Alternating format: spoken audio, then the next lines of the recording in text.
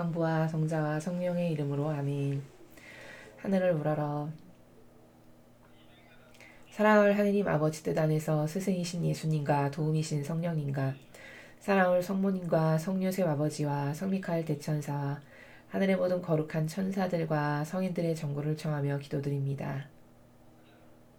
사랑을 아버지, 오늘도 전 인류에서 바쳐졌을 많은 기도들과 희생들과 아버지를 위한 고통들, 그리고 전 세계에서 드려졌을 예배들, 이 모든 것들을 예수님과 어머니의 하나 되신 성심을 통해 아버지 뜻에 모두 봉헌드립니다.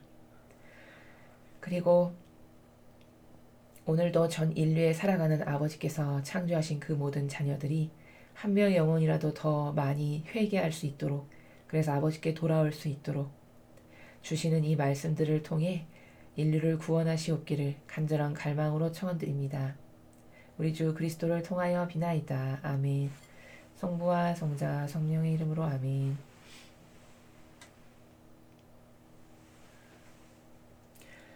안녕하십니까. 하느님의 뜻 선교수도의 윤피아수녀입니다. 오늘도 하느님께서 인류에게 이 마지막 시대에 가장 필요하고 중요한 말씀들을 한결같은 그 아버지다운 사랑의 나라에서 주셨습니다.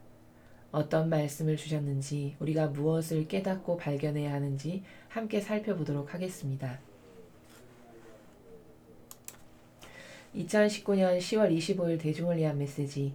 저 모리는 또다시 하나님 아버지의 성심이라고 알게 된 큰 불꽃을 봅니다. 하나님 아버지께서 말씀하십니다. 자녀들아, 너희가 사는 지역에서는 이미 수학기가 끝났다. 이제 너희는 겨울을 준비하고 있다. 그러나 영적인 관점에서 볼 때 수학하는 천사들은 의로운 영혼들과 불의한 영혼들을 가리기 위해서 바로 지금 준비하고 있다. 시간의 흐름 속에서 지금 이 시대는 너희의 선택이 영적으로 가장 중요한 시기다. 너희의 영적인 결정은 너희 삶의 모든 면을 결정하는데, 그 중에서도 특히 너희가 어디서 너희의 영혼을 보내게 될지, 그리고 너희가 어느 지도자를 따르기를 선택할지 등을 결정한다. 사탄은 모든 정치적 결정 과정에 개입하고 있다. 이것이 사탄이 세상의 미래를 좌지우지할 수 있는 방법이기 때문이다. 너희가 선택을 내릴 때 오류에 넘어가지 마라. 너희 결정의 결과를 신중히 고려하여라. 잠재적인 지도자가 낙태를 지지하는지 아닌지를 살펴보는 것 또한 선택의 한 방법이다. 일반 대중은 누가 내 계명을 지지하느냐가 아니라 오늘날 대중적인 발언들에 따라 결정을 내린다. 천사들이 착한 영혼과 악한 영혼을 가를 때 그들은 어떤 진리의 타협에도 속아 넘어가지 않을 것이다. 인간은 이런 일들이 일어날 날짜가 언제인지 모른다. 그러니 너희는 심판을 받기 직전에 있는 것처럼 준비하고 있어라. 그러면 너희는 언제나 준비가 되어 있을 것이다. 에페소서 5장 6절에서 10절. 여러분은 어느 누구의 허황한 말에도 속아 넘어가지 마십시오. 그런 것 때문에 하나님의 진노가 순종하지 않는 자들에게 내립니다. 그러므로 그런 자들과 상종하지 마십시오. 여러분은 한때 어둠이었지만 지금은 주님 안에 있는 빛입니다. 빛의 자녀답게 살아가십시오. 빛의 열매는 모든 성과 의로움과 진실입니다. 무엇이 주님 마음에 드는 것인지 가려내십시오. 주님의 말씀입니다. 하느님 감사합니다.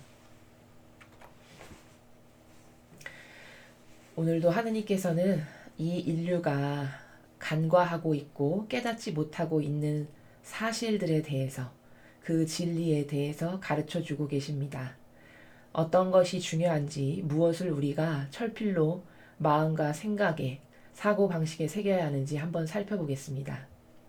자녀들아, 너희가 사는 지역에서는 이미 수학기가 끝났다. 이제 너희는 겨울을 준비하고 있다. 자, 오늘 아버지께서 어떤 나라를 말씀하실지 이 서두의 두 문장을 통해서 우리는 바로 캐치할 수 있습니다. 마지막에 대해서 이야기하시려고 하시는 것입니다.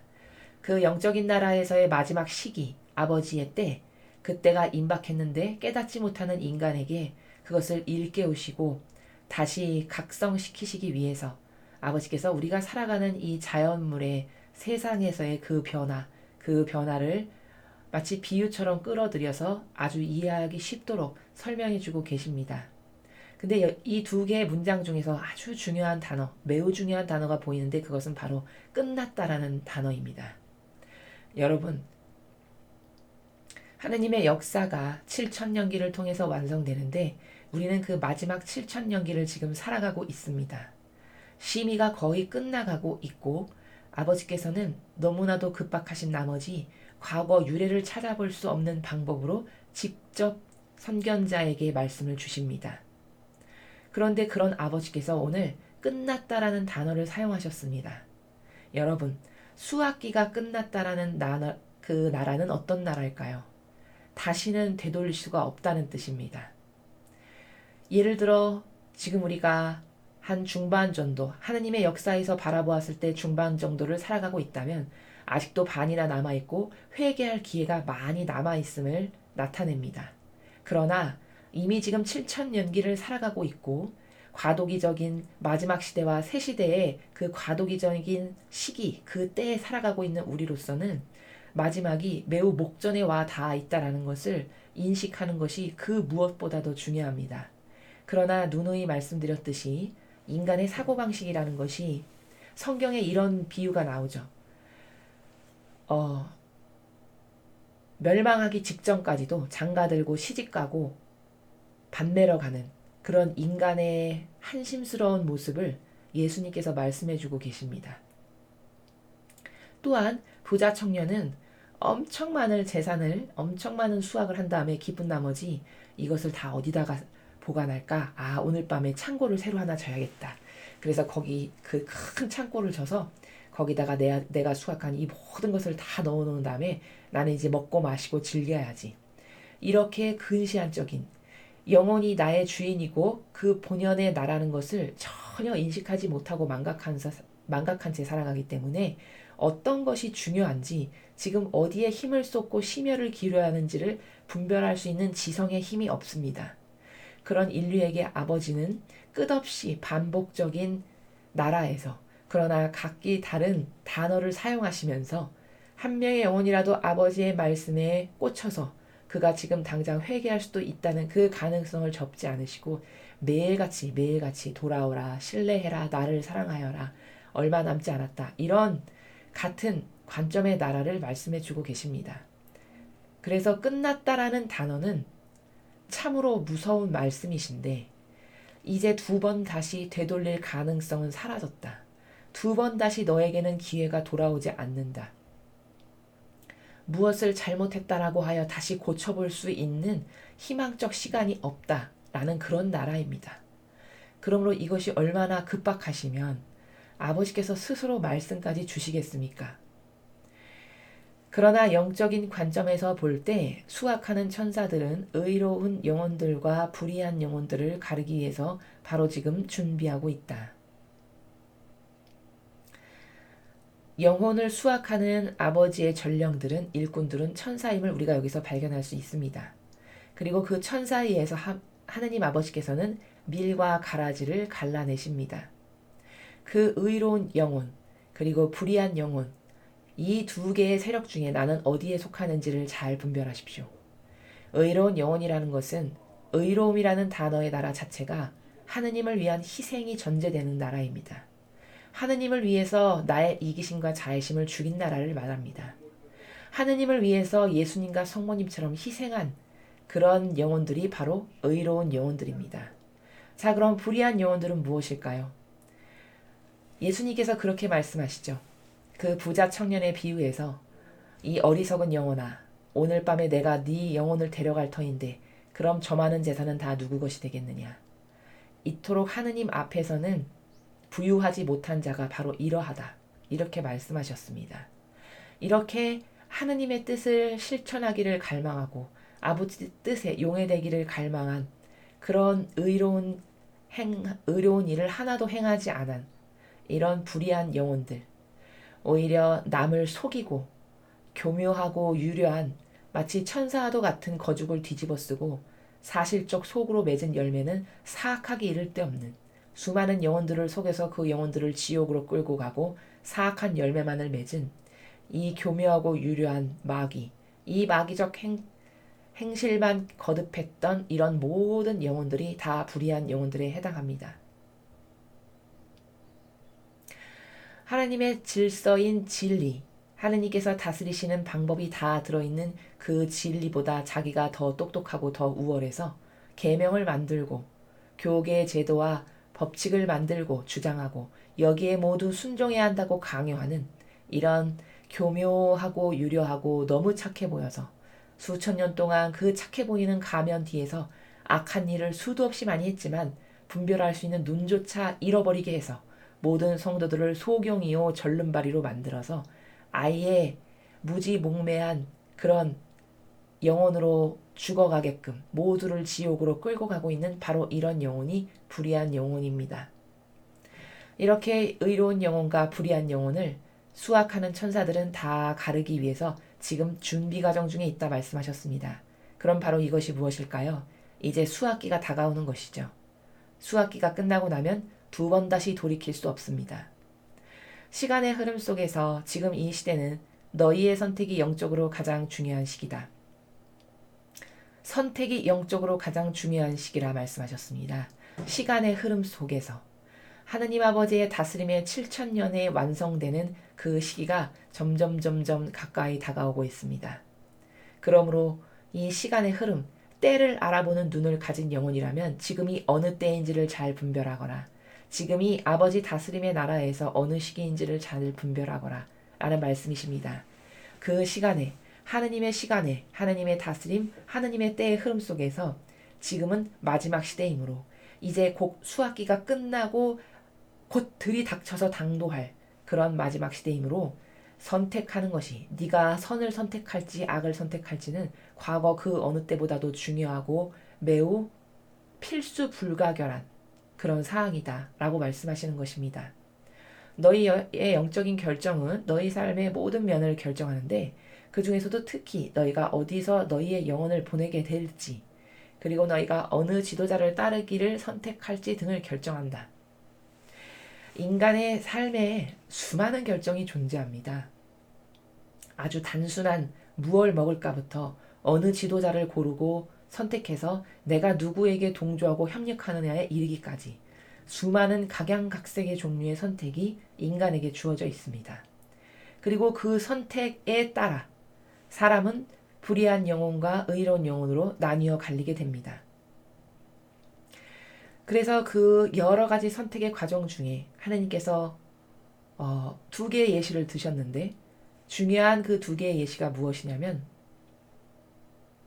어떤 지도자를 따르기를 선택하는지라고 하셨습니다. 자, 여러분, 리더를 누구를 뽑느냐 그리고 어떤 리더를 따라가느냐는 한평생의 내 영혼이 지옥으로 가느냐 천국으로 가느냐의 갈림길에 놓여있는 매우 중요한 선택입니다. 왜 그러냐 하면 과거 구약의 이스라엘의 수많은 백성들을 한번 생각해 보십시오. 백성들은 한 나라의 왕에 종속되어 있는 사람들이죠.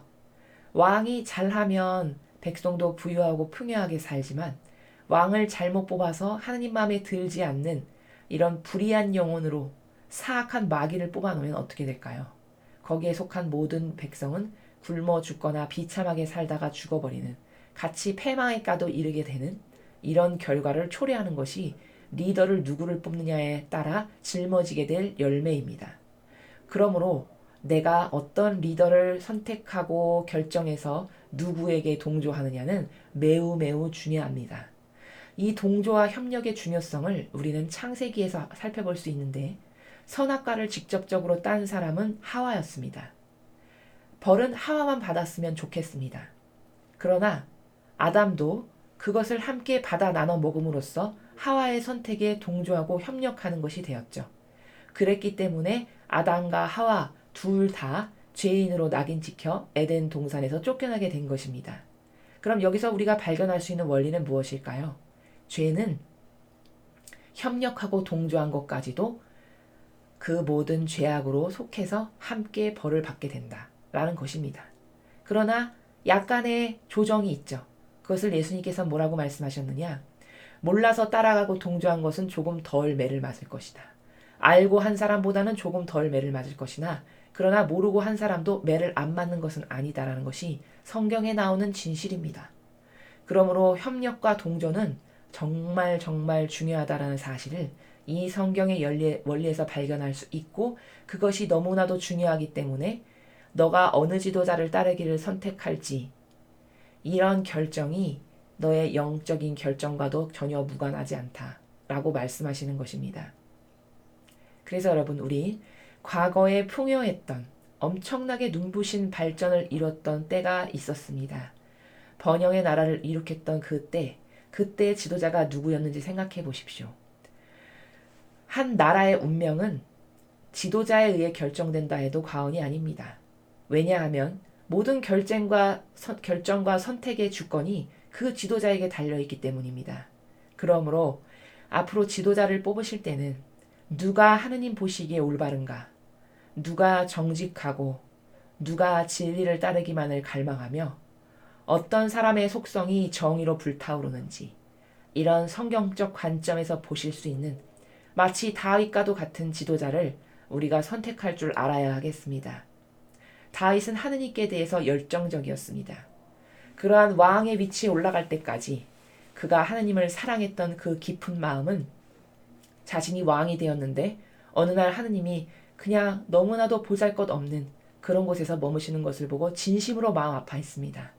그래서 그의 하느님을 사랑하는 지극한 마음이, 내가 이렇게 좋은 침대에서 그 양치기 소년에 불과했던 나를 왕으로 만드셔서 이토록 좋은 침대에서 자게 하시고 모든 것을 다 누리게 하셨는데 그런 하느님을 저렇게 형편없고 볼품없는 곳에 모시다니, 이런 진실되고 정말 절절한 사랑의 마음을 아버지께 표현하였더니 아버지께서 그의 의로움을 인정하셔서 과거에도 현재에도 미래에도 저와 같은 아들은 없을 것이다라고 그의 사랑을 인정해 주셨습니다.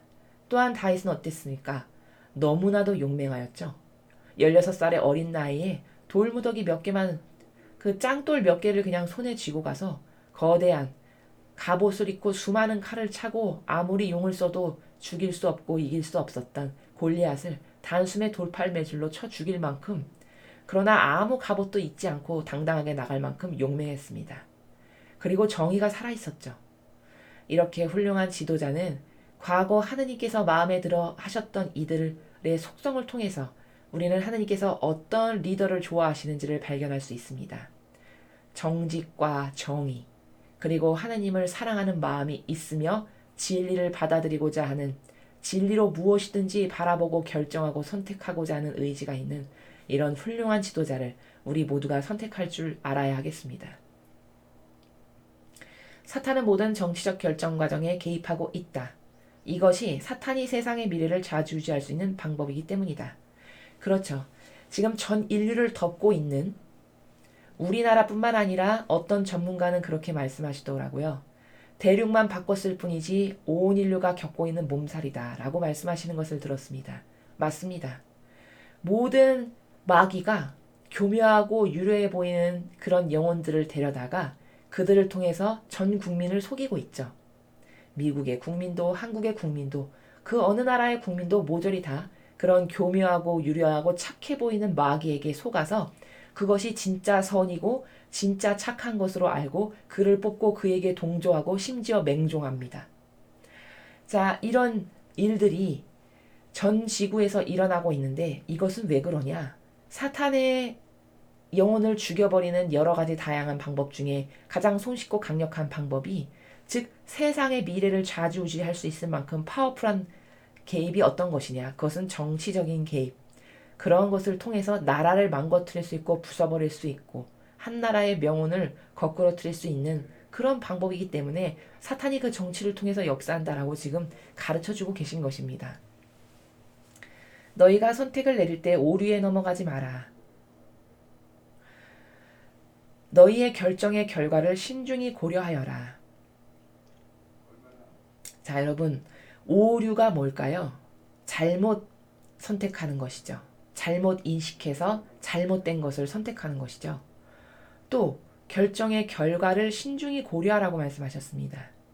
자, 지금까지 인류는 수많은 오류 가운데 수많은 잘못된 결정을 내렸습니다. 그것은 왜 그럴까요? 진리를 깨닫지 못해서죠. 늘 말씀드렸지만 진리보다 완벽한 것은 세상 그 어느 이론에도 없습니다. 세상 그 누구의 현학적인 이론이나 세상 그 어떤 똑똑한 아무리 똑똑하고 흠잡을 데가 없다라고 하는 그 철학의 논리조차도 그 모든 것은 하느님의 진리의 나라에서 봤을 때는 하나의 심하게 표현하면 쓰레기에 불과하다라는 것을 우리는 깨달을 필요가 있습니다. 오로지 완벽하고 시공을 초월해서 시공과 세대를 초월해서 절대적으로 변질되지 않는 유일무이한 참된 선은 진리뿐이라는 것을 우리 모두가 끝없이 발견하고 깨달아야 합니다. 그리고 그 진리를 배웠으면 이제 진리를 기준으로 모든 것을 선택하고 분별하십시오. 그래야만이 오류에 넘어가지 않을 수 있고 여러분이 결정하신 결과를 후회하지 않으실 수 있습니다. 그럼 진리에 의해 결정한다는 것은 과연 무엇인가요? 라는 질문이 생기실 수 있을 것입니다. 진리라는 것은 성경의 구약과 신약 그리고 오늘날에 주시는 메시지 전체를 통틀어 하느님께서 다스리시는 다스림의 원리들입니다. 그 원리는 누구에게 고스란히 담겨 있냐면 예수님과 성모님의 가르침과 정신과 모범과 카리스마에 온전히 다 담겨 있습니다. 예수님은 그것을 인류에게 선물로 주시기 위해서 스스로 죄악의 육을 자원해서 입으시고 신이신데 동시에 인간의 육을 한계적이며 수많은 부족함으로 점철되어 있는 육을 일부러 입으시고 지상에 오셨습니다. 그래서 12명의 제자를 통해서 아버지의 뜻이 무엇이신지, 하느님의 다스림은 어떤 다스림이신지, 진리란 과연 무엇인지를 끊임없이 가르쳐 주셨습니다. 우리가 성경을 배우는 이유는 이렇게 진리를 깨닫고 발견하기 위해서입니다. 예수님의 말씀을 통해서 하느님은 이런 분이시구나. 하느님의 다스림은 이런 원리들이 숨어 있구나. 하느님은 이런 것을 좋아하시는구나. 내가 아버지께 지난날 무엇을 드렸던가. 아버지가 어떤 진리와 정의와 사랑의 그 조화로운 균형 가운데 얼마나 아름답고 멋있는 분이신지 우리 모두가 매일매일 깨닫고 발견해야 하겠습니다. 잠재적인 지도자가 낙태를 지지하는지 아닌지를 살펴보는 것 또한 선택의 한 방법이다. 자, 아버지께서 팁을 주시죠. 결정의 결과를 진짜 신중히 고려해야 되는데 그럼 결정을 하려면 어떤 뭔가 보여지는 사실을 기반으로 그것을 중심으로 옳고 그른지를 결정해야 되는데 이를테면 하나의 팁을 주시죠. 어떤 지도자가 하나 있습니다. 근데 그 지도자가 낙태를 지지하는지 반대하는지 우리가 금방 알 수 있죠. 그리고 그 지지와 반대 둘 중에 무엇인가 하나를 선택해서 사실적 열매를 이 사람이 맺는지 이런 일련의 단계들을 통해서 저 사람은 진리에 반하는 사람이구나. 진리로 봤을 때 저 사람은 아버지께 합당하게 여겨질 영혼이구나. 이런 것을 결정할 수 있다라는 말씀이십니다. 이렇게 그 사람이 맺는 열매를 통해서 저 사람이 하느님 보시기에 마음에 드는 사람인지 아닌지를 여러분이 직접 분별하시고 선택하셔야 된다라는 말씀이십니다. 일반 대중은 누가 내 계명을 지지하느냐가 아니라 오늘날 대중적인 발언들에 따라 결정을 내린다. 그렇죠. 사람들이 왜 오류에 늘 넘어갈까요? 이 사람의 참 부족한 이론적인 사고방식이라는 것은 제가 다른 강의에서도 누누이 말씀드렸지만 그저 눈에 보이는 것에 휩쓸려 가기가 너무나도 쉽습니다. 눈에 보이는 것으로 모든 사람들이 한 영혼을 판단합니다. 저 사람이 착하다 아니다 옳다 그르다 잘못됐다 아니다를 판단하는 분별의 기준이 순전히 겉에 보이는 그가 취하는 표양들 있죠. 착해 보이고 유려해 보이고 남을 존중하는 것 같고 굉장히 겸손해 보이는 것과 같은 유려한 표양들.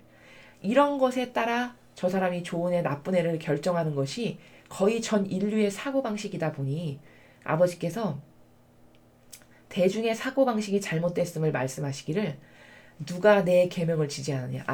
저 사람이 하느님의 계명, 하느님의 다스림, 하느님의 법칙, 진리에 따라서 무엇을 결정하고 안 하고 하는 사람인지를 보고 분별하는 게 아니고 좀 인기 있고 세상적으로 봤을 때 현학적인 말을 잘 써가지고 유식해 보이거나 혹은 종교적으로 봤을 때는 모두가 떠받들어 우러러보는 훌륭한 위치와 직함을 가지고 있는 이런 사람들이 내뱉는 말투 하나하나를 그것을 내면의 의지가 가지고 있는 열매를 보지도 않은 채 그냥 무조건 다 맹종하고 추종하는 것이죠.